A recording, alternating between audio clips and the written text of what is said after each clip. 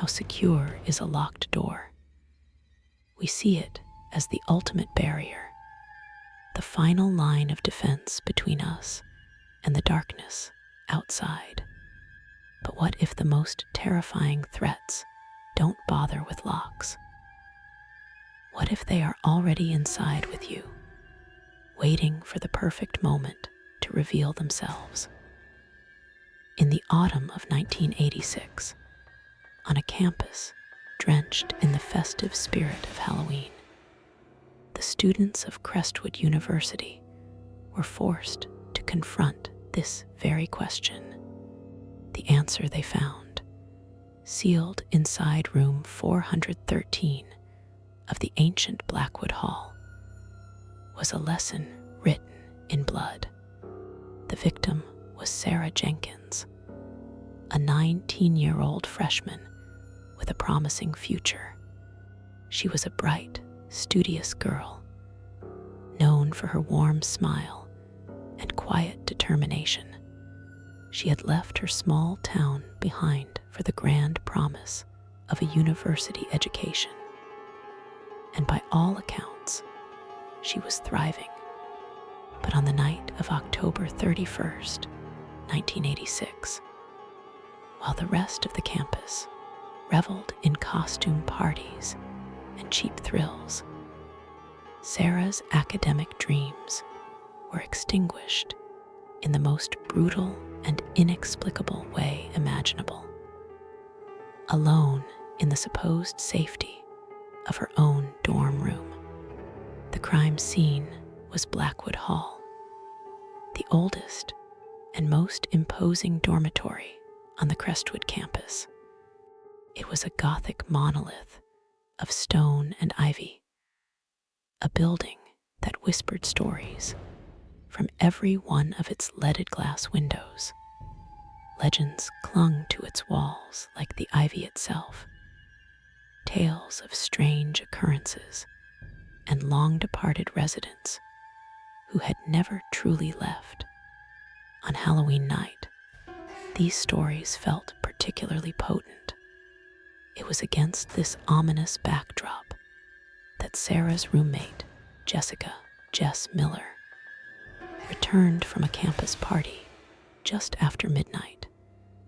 Finding the door to their shared room, 413, bolted shut from the inside. Annoyed and a little tipsy, Jess knocked, then banged on the heavy oak door, calling Sarah's name. There was no response. A growing unease began to replace her irritation. Sarah was supposed to be studying. She always answered. Jess ran to find the resident advisor, a weary senior named David, who came armed with a master key. But even the master key was useless against the deadbolt. After several minutes of fruitless effort, and with a growing sense of dread, David had to call campus security to force the door open, its wood splintering with a sickening crack. The scene that greeted them was one of absolute horror. The small room was in a state of violent disarray. Books swept from shelves, papers scattered, a chair overturned, and in the center of the chaos, slumped in her desk chair, was Sarah Jenkins. She was lifeless, her eyes open in a final, vacant stare of terror. The cause of death was not immediately obvious, but the violence that had been visited upon her was palpable in the cold, still air. The room felt violated, desecrated, and a chilling silence had replaced the earlier sounds of campus festivity. What made the scene not just tragic, but utterly baffling, was the room itself. It was a perfect, impossible locked room mystery. The heavy wooden door had been bolted from the inside, a lock that could not be engaged from the hallway, the room's only window. A tall, narrow casement overlooking a sheer 50-foot drop was not only closed, but securely latched from the inside as well. There was no other way in or out. It was as if the killer had simply vanished into thin air, leaving behind only a corpse and a question that defied all logic.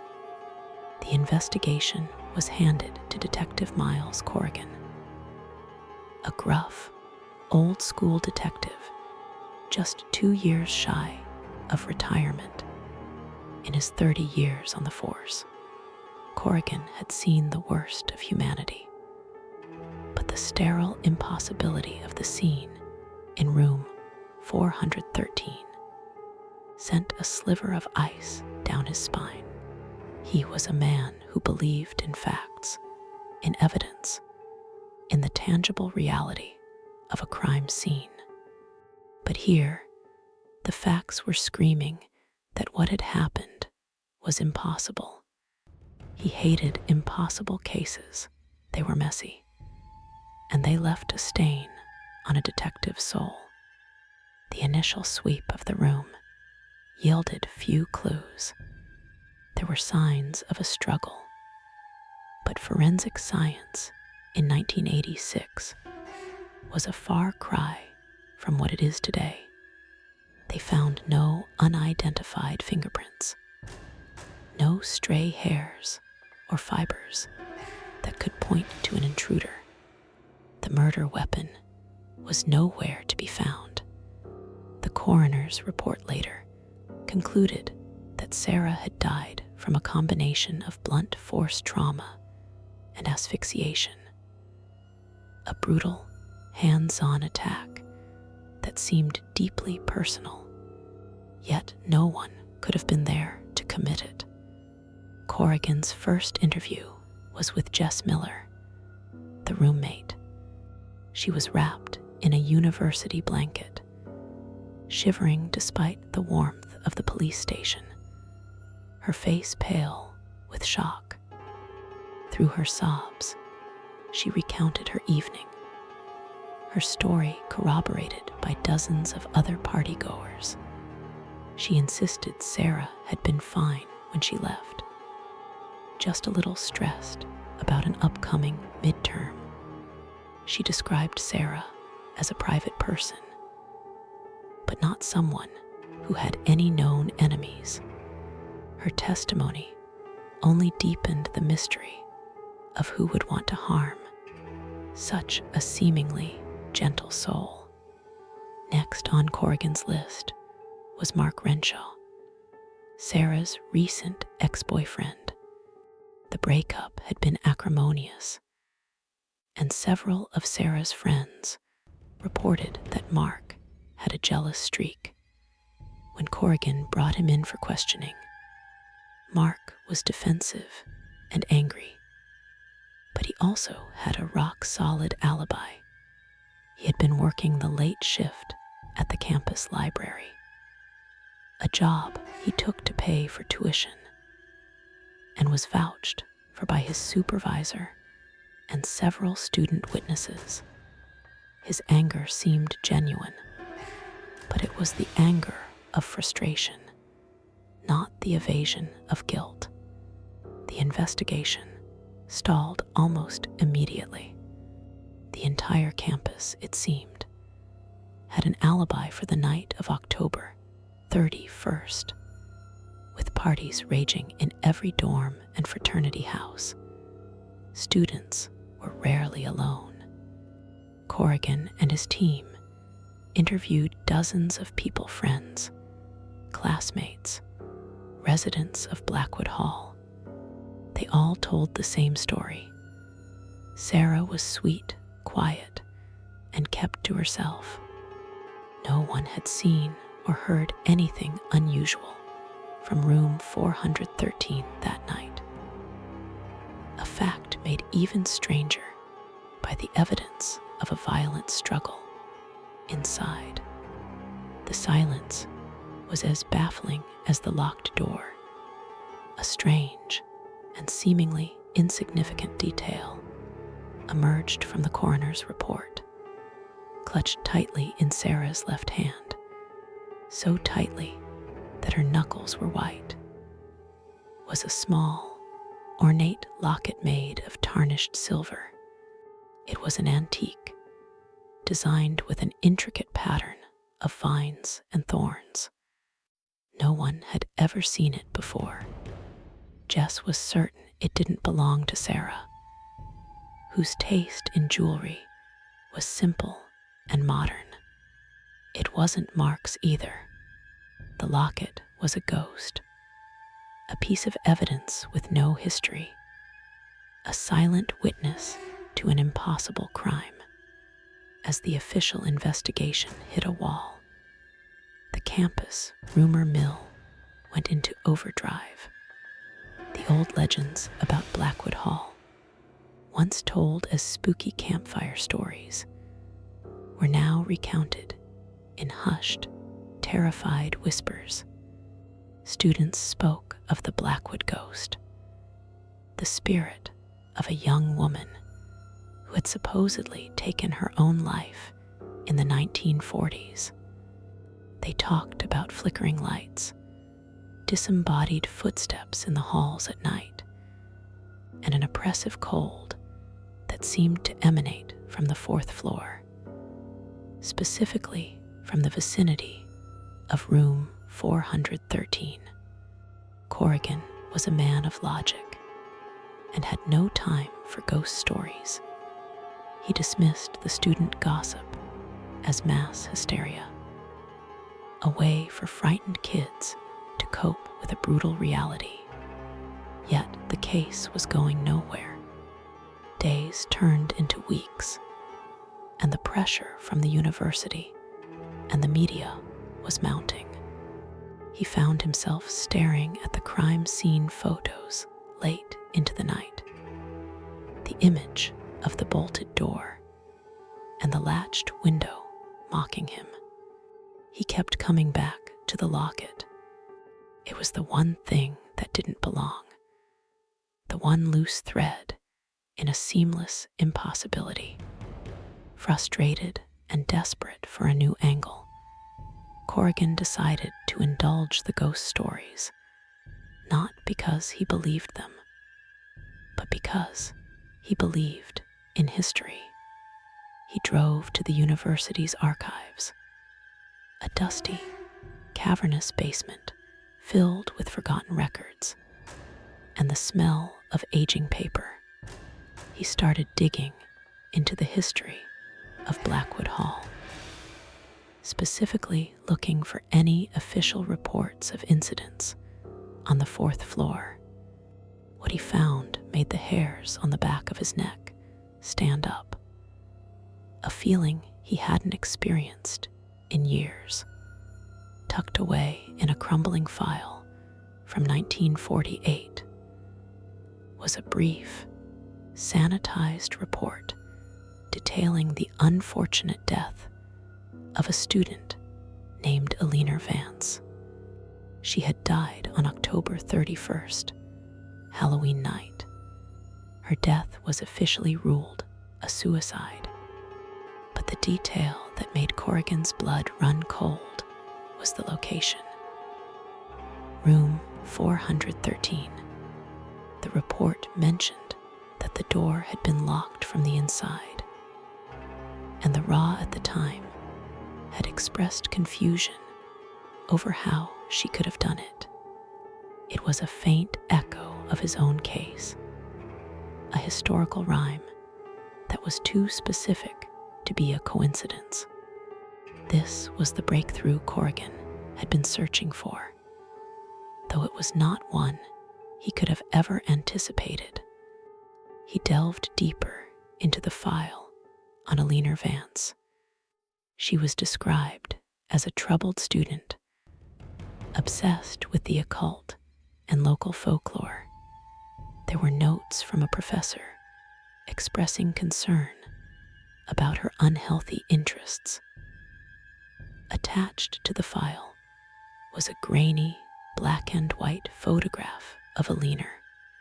She was a serious-looking young woman with dark, intense eyes, and around her neck, gleaming even in the faded photograph, was the locket, the exact same locket found in Sarah Jenkins' hand. The connection was undeniable, impossible, and terrifying. Two girls, dead in the same room, on the same night, 4 decades apart, linked by a single piece of antique jewelry. Corrigan felt as though he was no longer investigating a single crime, but had stumbled into a dark, repeating pattern. He managed to track down the raw from the 1948 incident. A man now in his late 70s, living in a quiet retirement community. The old man's memory was sharp, and the events of that night were seared into his mind. The former Ra, whose name was Arthur, spoke in a low, trembling voice. He said Eleanor hadn't been suicidal. She had been terrified. She had been dabbling in something she found in an old book, a ritual that she believed could offer protection from a malevolent spirit she claimed haunted the dormitory. The ritual had to be performed on Halloween, a night when the veil between worlds was at its thinnest. She had told Arthur that the locket was a key, an anchor, but something had gone horribly wrong. He had found her, just as David had found Sarah, in a room that no one could have entered or exited. Corrigan returned to the station, his mind reeling. He was a cop, not a paranormal investigator. He dealt with motives like greed, jealousy, and rage, not dark rituals and vengeful spirits, but the evidence was staring him in the face. The locket, the date, the locked room. It all pointed to a conclusion that his rational mind refused to accept. He ordered a search of Sarah's belongings, this time looking for anything related to the occult. Tucked inside one of her literature textbooks, they found a small, folded piece of paper with notes on Eleanor Vance and the Blackwood Ghost legend. The notes revealed Sarah's own secret investigation. As a resident of the infamous room, she had become fascinated by its history.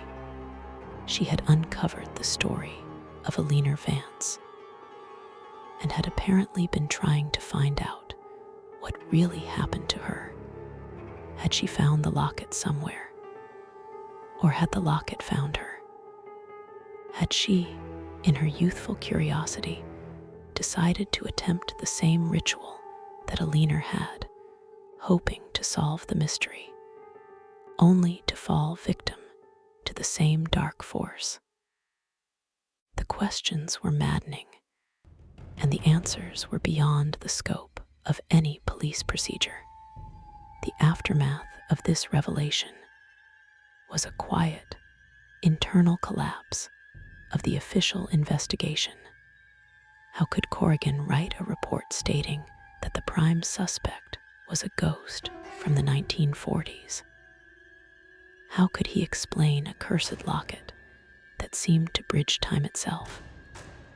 He was faced with an impossible choice: present a supernatural theory that would make him a laughingstock and cause mass panic, or leave the case unsolved, a permanent black mark on his otherwise stellar record. The system had no protocol for dealing with the truly unexplainable, with no human suspects and no rational explanation. The case of Sarah Jenkins' murder was quietly moved to the cold case files.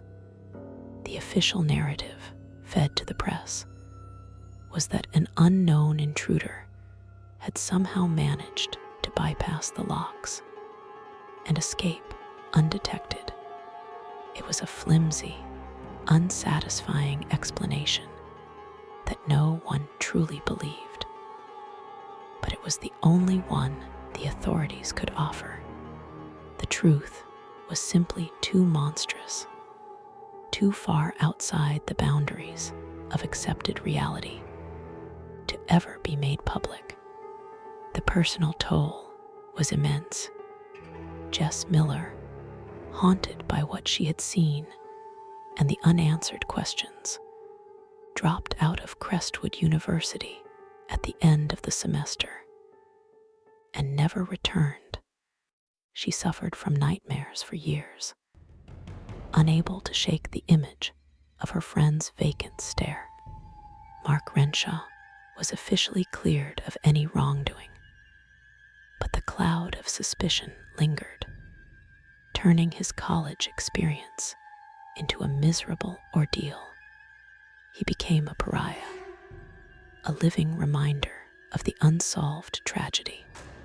The university, desperate to quell the fear and move past the scandal, sealed room 413. A wall was erected where the door once stood, and the room was officially removed from the dormitory's floor plan, becoming a hidden, empty tomb within the heart of Blackwood Hall. They hoped that by erasing the space, they could erase the memory. But they were wrong. The story only grew, morphing from a campus tragedy into a full-blown, terrifying legend. The legacy of that bloody Halloween in 1986 became permanently woven into the fabric of Crestwood University. The story of Sarah Jenkins and the locked room was passed down from one generation of students to the next. A cautionary tale whispered in darkened dorm rooms. Blackwood Hall was no longer just a place of spooky stories. It was a place of genuine, documented horror. The fourth floor became a place students dared each other to visit, a place of pilgrimage for those with a morbid curiosity. Over the years, residents living in the rooms adjacent to the sealed-off 413 have reported strange phenomena. They speak of a constant, inexplicable coldness seeping through the shared wall.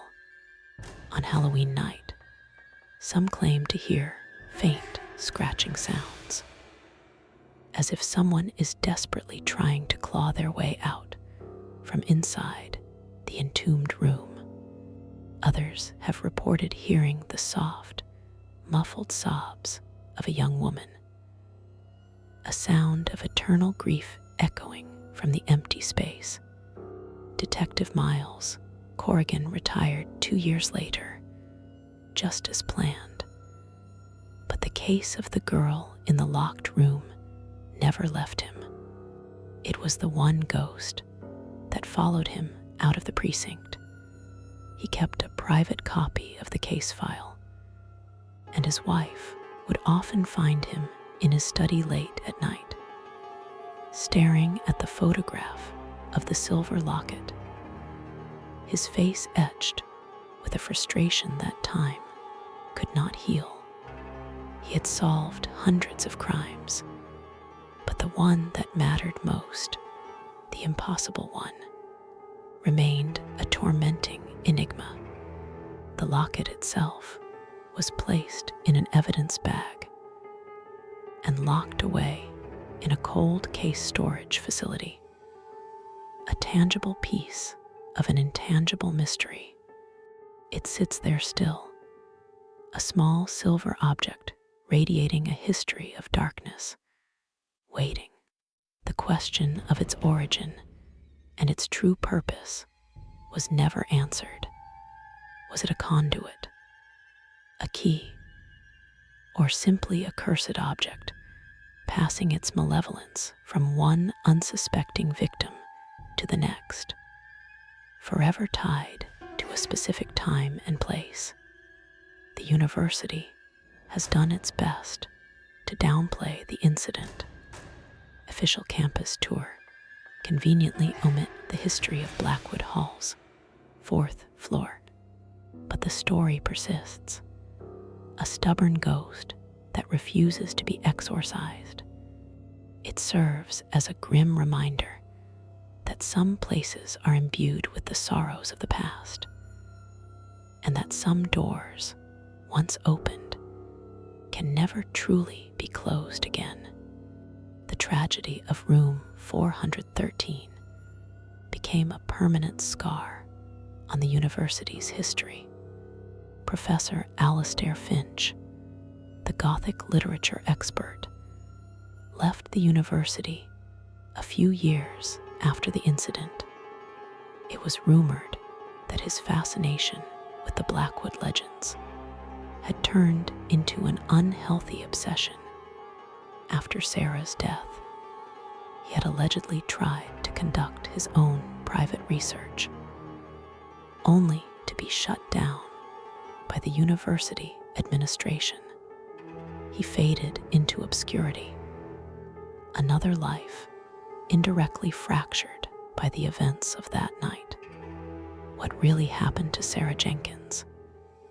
Did she, in a moment of academic curiosity, repeat Eleanor Vance's ritual and summon the same entity that had claimed a life 40 years prior?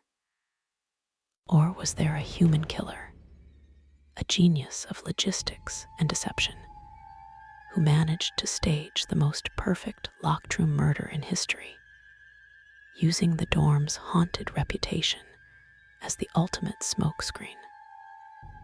The lack of a body to blame makes the story all the more terrifying. The horror of the story lies in this ambiguity. A human monster is understandable, but a haunted place, a repeating cycle of violence that transcends time, is a far more primal fear. It suggests that there are forces in the world that operate outside our rules, forces that can reach through a locked door as if it weren't even there. The bolted lock on room 413 wasn't meant to keep a person out. It was a futile attempt to keep something else in. And so, every Halloween, as the autumn leaves skitter across the grounds of Crestwood University, the legend is reborn. A new class of freshmen learns the story of room 413, of the girl who was murdered in a locked room, and of the ghost that may still walk the halls of Blackwood. It leaves us with a final, chilling question. If a room can be sealed off from the world, but the horror it contains can still be heard, did they truly trap it inside? Or did they just give it a permanent home?